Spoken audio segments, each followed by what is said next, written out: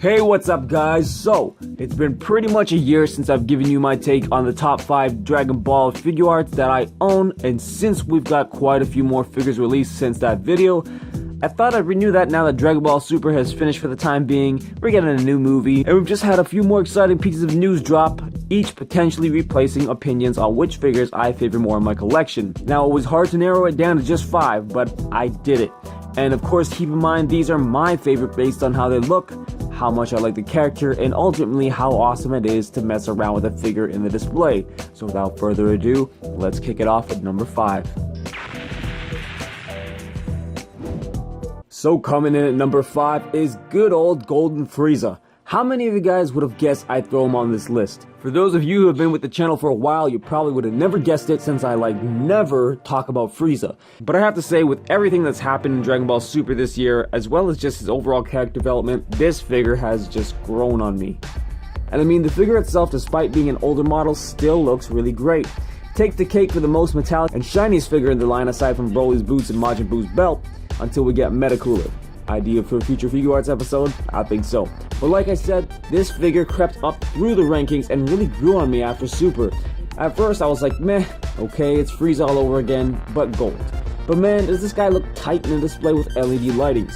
Especially when you throw on that rock display that came with the original Frieza. I do wonder if we'll get a 2.0 at him at some point, but it's not like it's urgently needed. Only time will tell. Alright, so as if following the actual order of the Dragon Ball Z sagas, my next up, 4th favorite is Cell, and that being the original. Now, I know, some of you may be thinking, really? Really? But I mean, something about this figure always makes me come back to messing around with it. I feel like it's because it just looks so vastly different from all the other figures in the line right now. And again, despite being an older model, he really does still hold up well next to the 2.0s. Not to say that we don't need an update at some point, but you know, I'm quite content with the one we have, barring some loose joints issues here and there. I think he was a very solid release. Not to mention, he was in one of the first Dragon Ball stop motions I ever did. Alright, so coming in at number 3 is Majin Vegeta. Now hear me out here before I get the backlash. Yes, we were all hyped for Majin Vegeta. Yes, we're all disappointed with the release once we got it, but now that the initial wave of disappointment has receded and I've got a chance to spend some more time with this figure, here I am talking about it like it's a relationship or something, I actually think it's a solid figure overall. Yeah, sure, it fell short of what we wanted in the end, but really, it has no real sculpting issues and the joints are by no means horrible. And it does look like Majin Vegeta, you gotta give it that.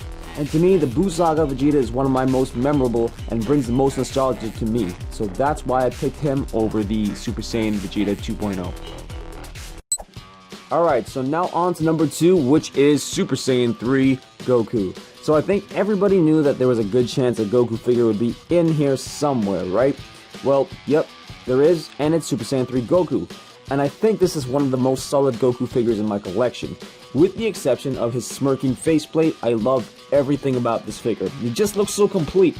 While the Awakening Goku is arguably the better figure, this again is about my favorites. And sometimes, just like with Majin Vegeta, that goes a little bit beyond technical aspects. I just have a lot of fun posing this guy overall, and he just looks all around badass. Alright, and number 1 is, yeah, you knew this one was coming too, didn't you? It is the SDCC 2018 Brawley.